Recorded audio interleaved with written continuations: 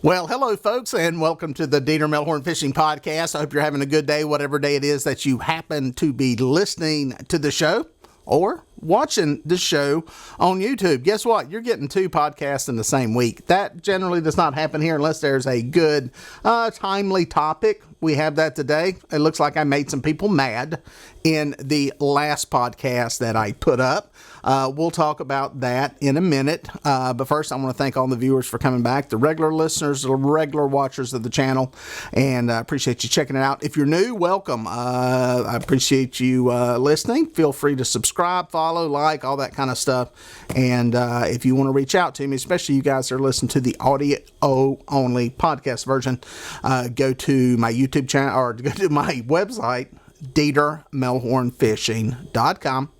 There's links on there to the podcast, the YouTube channel, the gear I used, and there's also links to the guide business. I'm a licensed charter captain here in the Carolinas, and if you're looking for a guide trip while you're in the area, hit me up, get you taken care of. And the contact section is the most important, and that's the whole point of all that, was that you can reach out to me there and drop a message, leave a message, send a text, all that kind of stuff, which brings me to a lot of the stuff that happened here this week. I posted a podcast, and I'll put you a link up to it that you can check out. And I was talking about the state of the tournament fishing world. I usually do one of these about once a year.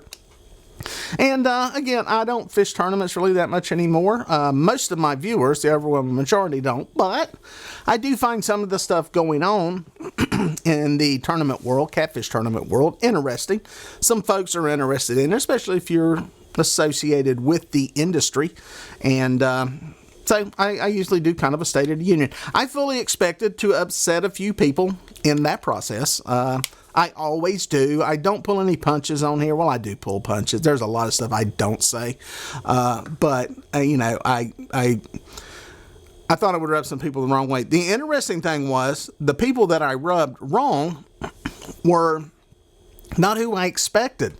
That's a new one for me. Well, that maybe not. It's happened before. The people who I upset were actually YouTube content creators. I was fully expecting the tournament people would be upset about it, but it was actually some YouTube content creators, not all of them, but some of them took offense, were hurt, were offended, were just didn't like the way it came across, that they felt I think I was saying that Glenn from the ACA and King Cat were the original creators of some of these ideas. I didn't really mean that. We'll go more into that in a minute. But my favorite one was this one. We're going to play it. I think you'll like it. It's interesting, and I'll give you my commentary on it. You know what? I want to pick a bone about that, Chad. Oh, I'd love to pick a bone right now. It's been eating at me this week. There's some controversial video / podcast, whatever, from this guy Peter Bellhorn or something like that. Peter Dillhorn, yeah. Yeah. They're going to pick a bone. They're going to pick a bone. They're going to pick a bone with me. One interesting point here. By the way, this YouTube channel that is doing this is called Fields to Water. They have about 1,600 subscribers, and I do find it interesting. One of their points of contention is going to be that they don't get credit for anything. Nobody gives them credit for anything that they've done, and that's regrettable. That's bad. That happens. In the same breath, they don't have the decency to even pronounce my name right or say it correctly. So I choose to give you the channel Fields to Water. If you feel like subscribing, go check it out. They need some subscribers. They need some viewers. And I can at least say their name correctly. See what else they got to say. There's some controversial video / podcast, whatever, from this guy Peter Bellhorn or something like that. Peter Dillhorn, yeah. Yeah. But anyway, we'll leave his real name as a whatever. We'll just call him Peter Bellhorn. Or there was a video posted referring to the podcast that I put up earlier this week. By the way, this is Chad. I'll give Chad, I could say Chad's name. I don't call him Shad or anything else. His name's Chad. He is a host on Catfish Weekly that airs every Monday night and has been airing forever at 8 o'clock. So you can check him out over there and subscribe to Catfish Weekly if you like that content. Let's see what they got to say. How great this 1v1 that the ACA came up with. Well, I got to say, I think 1v1s have been around a lot longer than that tournament. What do you say about that? Interesting here is this term 1v1. Some of y'all may know what it is. I'll be honest with you, I didn't know what the term meant until yesterday. Some people started referring to it and using this 1v1 as 1 versus 1, one-on-one tournament. I didn't even realize I didn't know what the term was. So that was kind of new to me. But see what else they got to say. What do I have to say that is first? Yeah, during no way in hell these guys don't set and know that what we're doing. They watch our stuff, but they don't support the little people. I'll be honest with you. I didn't know they were doing the videos. I didn't know they were doing one-on-one tournaments, to be honest with you. That's, I know people have done online tournaments. The kayak guys probably do it more than anybody. But I honestly didn't know they had done a one-on-one tournament. Again, one of the things here, the difference is not so much who did it first. And I know they want credit for it. I understand that. You want a pat on the back when you do something. I get that. The difference here is who is doing it. And this is a large organization with the ACA. King Cat, is doing some stuff where they're televising their events. Some of the other ones, I think MRM and some of the other ones have tried to broadcast stream. And that was the whole point of the original podcast that I did, was that they got to change the game on how they do that and how they make that entertaining. So, but back to my point, I honestly didn't know they were doing 1v1 tournaments. See what else I got to say. So to come up with this big fabulous idea, so the ACA, so they say they did, is a big freaking joke. Glenn Thomas is a joke. ACA is a joke, and I would never support them. They are money hungry. I got a feeling he doesn't like the ACA. Call me psychic, okay? I may be going out on a limb here. I got a feeling he doesn't like the ACA. Dieter's got his head up Glenn Thomas's rear end and needs to get it out of there.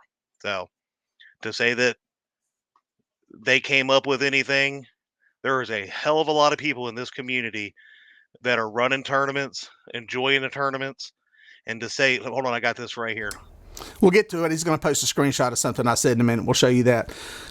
Yes, the difference is that, by the way, my head up Glenn's, as he so eloquently put it. I think if you reach out to Glenn, he'll tell you that I'm probably the bane of his existence as the leader of the ACA, because I give him a lot of crap and I hold him accountable. And go back and look at any of the videos I've done on the ACA, and you'll find out that while I hope they have success, I support them and hope that they become the mouthpiece. They got a lot of problems. They got a lot of things they're not doing right. They got a lot of things to overcome if they're going to be the leader. And I still question just, are they going to be able to do it? The jury's still out. It's not going to happen quickly. So I think there's some animosity here with Chad toward ACA for whatever reason. That's understandable. They're not for everybody. Not everybody has to like it.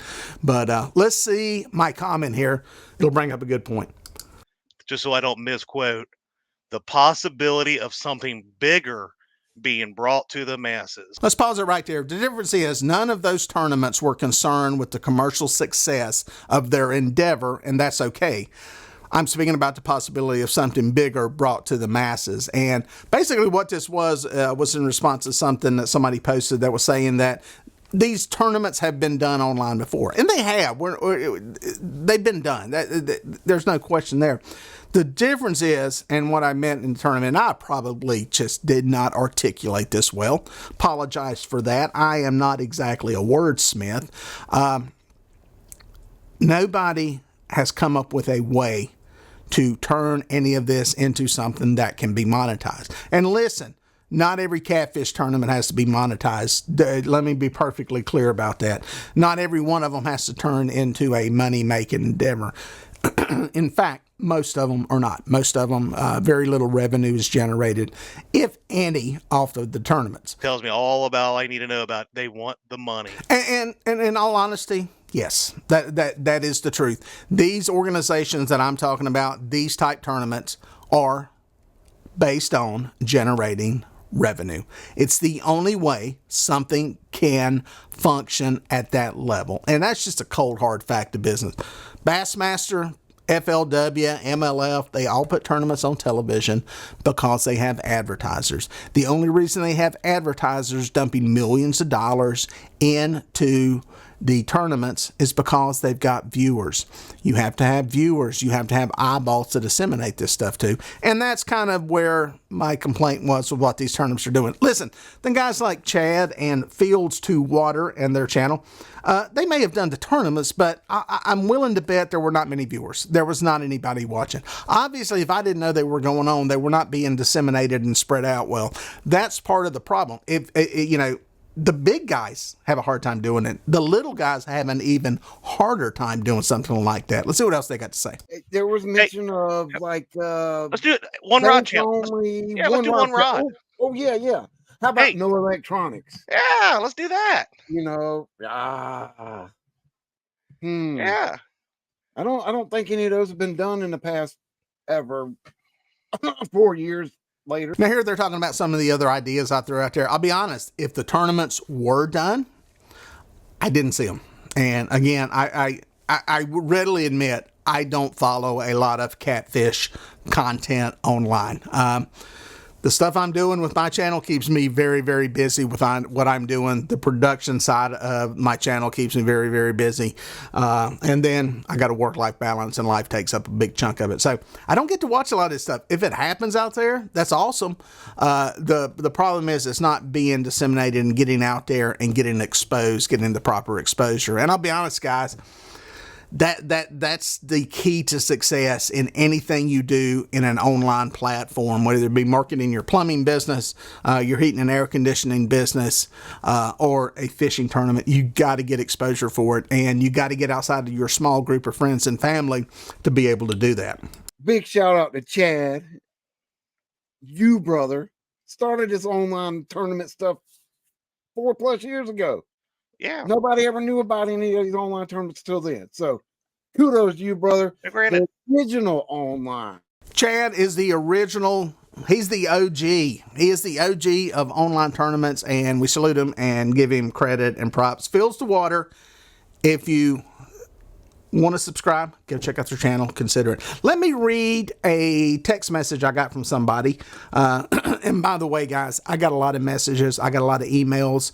90% of them were like spot on, nailed it, but like I said earlier, the ones that were, I ain't gonna say negative, but that offered comment and context on it were the ones that were YouTube channels that have taken, have tried to do this stuff before. And let me show you what this one says, because it brings up some important points here. This message says, I wanted to text you and ask you to be careful with this subject. A bunch of bears were poked, including this one. This is from the person who sent the text message. I've had ideas stolen straight from my face. People with money asking for my advice, but not including me on the product. They straight up stole my ideas. Here's the thing, guys. I'm going to be honest with you, especially if you're not an entrepreneur and not from the entrepreneurial world and not somebody who's had their own business before. That's going to happen. And like I said earlier, ideas are a dime a dozen. Everybody's got them. An idea is just that. It's something that's rolling around in your head. The people who make it, the people who are able to capitalize on it and turn that idea into a Sharpie, an iPhone, AirPods, are the one who get the rewards for it. And that's not fair in some cases, but it's just a fact of life. And trust me, I've had the same thing happen in my YouTube world. The businesses that I have out of here, I've had it happen with the relationships that I have with different brands and the stuff we've done. It's going to happen, and it's It's not fun, but it's just the way the business world works. If you got an idea, you got something that's worth something, you got something you can do something with. The best thing you can do is, one, keep it quiet.